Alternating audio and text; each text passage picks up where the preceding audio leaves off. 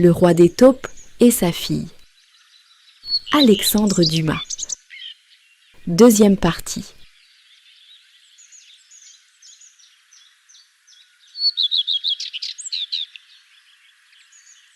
Alors, Madeleine se mettait à pleurer amèrement, car elle aimait son Joseph au-delà de toute mesure, et elle eût volontiers donné sa vie pour qu'il eût cette chose qu'il disait impossible à obtenir.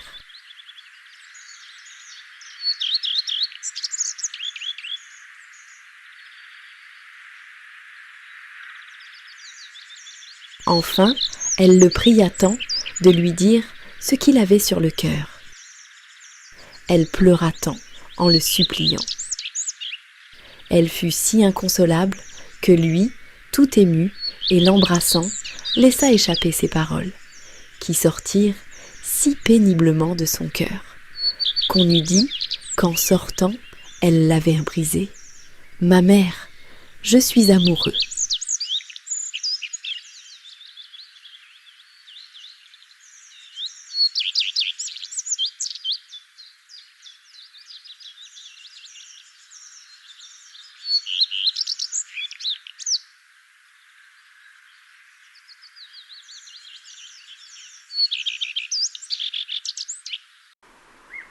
Mais Madeleine, à ces paroles, essuya ses larmes. Elle voyait son Joseph avec des yeux de mère et ne pensait pas qu'il y eût dans tout le village une fille qui ne fût heureuse de l'épouser.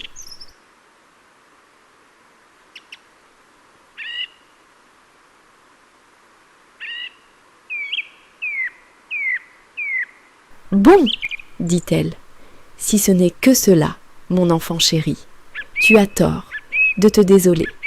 Dis-moi seulement quelle est la fille assez heureuse pour que tu l'aimes, et quand ce serait Bertha, la fille du magistère, ou Marguerite, la fille du bailli.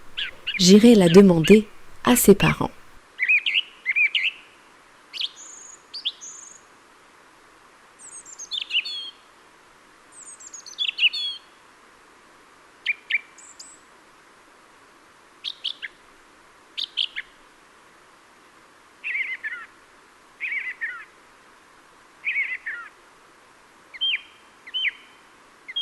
Ah, répliqua Joseph, ce n'est ni la fille du magistère, ni la fille du bailli.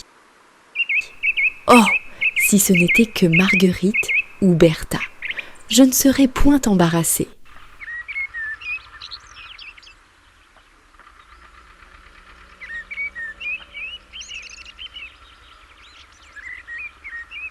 Malheureux, dit la pauvre mère, tu as donc porté tes regards plus haut ? Hélas, oui, répondit Joseph. Une fille noble, mon pauvre enfant ? Si ce n'était que cela.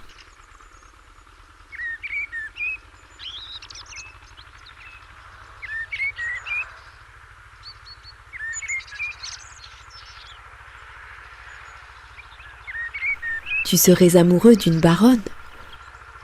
Plus haut, ma mère. D'une comtesse ?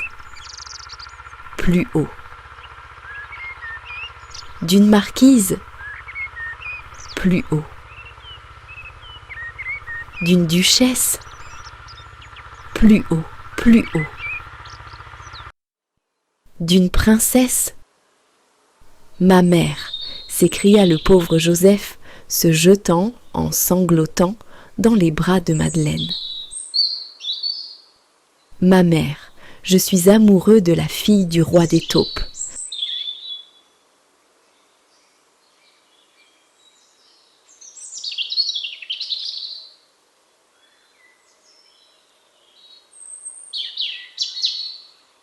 Madeleine jeta un cri. Puis, quand elle fut revenue à elle, « Oh, mon pauvre enfant !»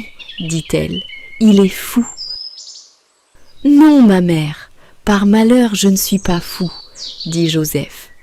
« Oh, si j'étais fou, je serais bien heureux. »« Mon enfant, dit Madeleine, si tu veux, nous irons à la ville et nous consulterons un médecin.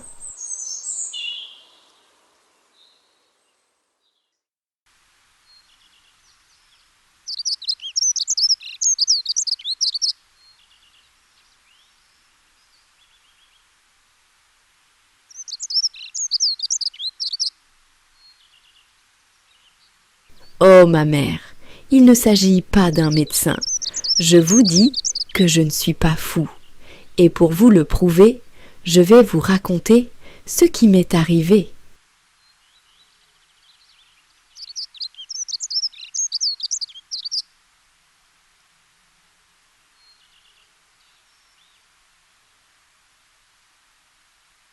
La mère secoua la tête, car cette affirmation de son fils ne la rassurait aucunement. Elle savait que les pires de tous les fous sont ceux qui ne veulent pas convenir de leur folie. Joseph vit ce qui se passait dans son cœur, et quelle crainte avait la pauvre femme. Il en eut pitié.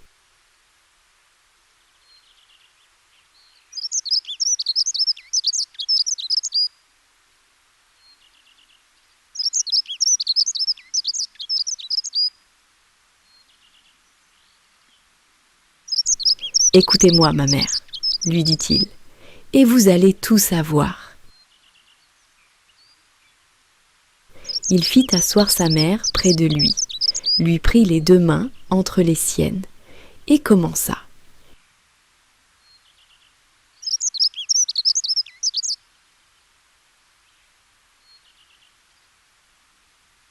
Il y a maintenant 2 mois, dit-il, qu'un matin, en allant tailler mes arbres dans le jardin, je remarquai que la terre était bosselée d'une innombrable quantité de taupinières. Vous savez, ma mère, combien je détestais alors ces animaux qui sont le désespoir des jardiniers. Je me mis donc, le même jour, à leur tendre des pièges. Mais, pendant 5 ou 6 jours, les pièges furent tendus inutilement. Enfin, un matin, je vis une taupe dans la taupinière.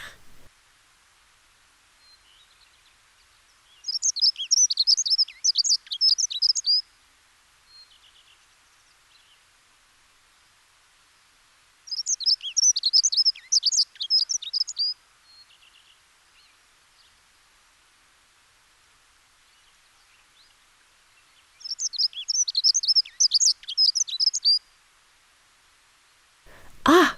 m'écriai-je en prenant ma bêche. « Tu vas payer pour toutes, toi. »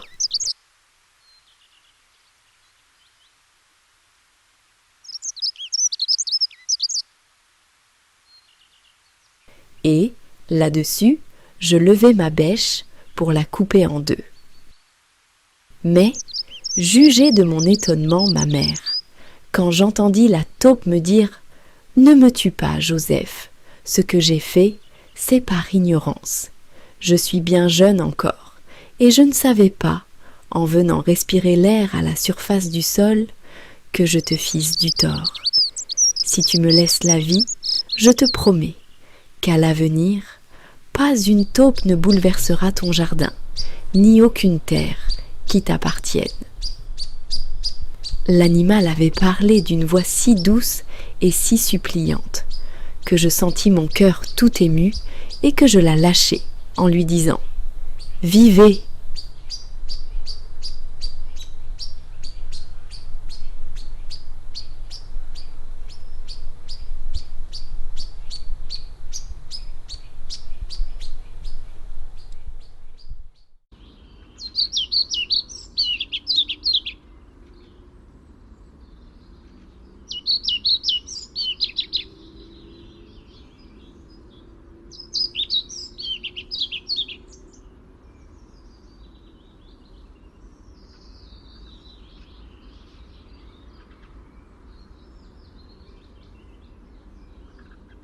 « Je te remercie, dit-elle alors, et si tu veux me revoir, viens demain soir, aussitôt que la lune se lèvera, et alors je te dirai quelque chose en confidence. »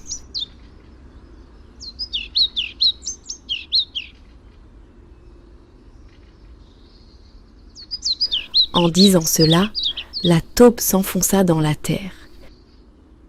J'avais grande envie de lui dire de rester, afin de causer plus longtemps avec elle. Mais j'étais pris d'une sorte de terreur. Je n'avais jamais entendu raconter que les taupes parlassent. Et celle-ci avait disparu avant que j'eusse surmonté cette terreur.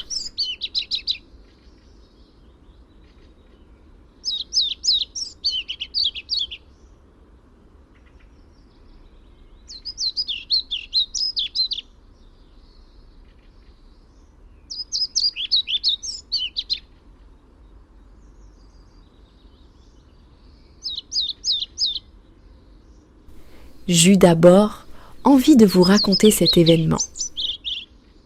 Mais le premier jour, lorsque la pensée m'en vint, je résolus d'attendre au lendemain pour avoir quelque chose de plus positif à vous dire. La taupe avait promis de me faire des confidences. C'était 24 heures, de plus ou de moins. Voilà tout.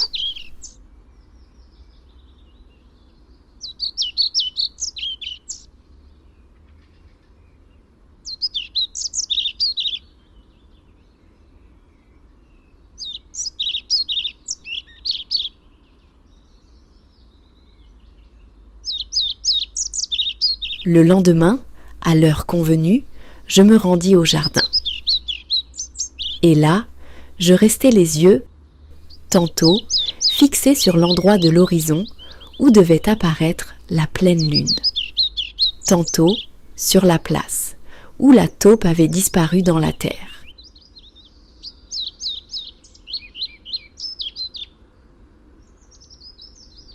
Svartvitt flugslott skogen.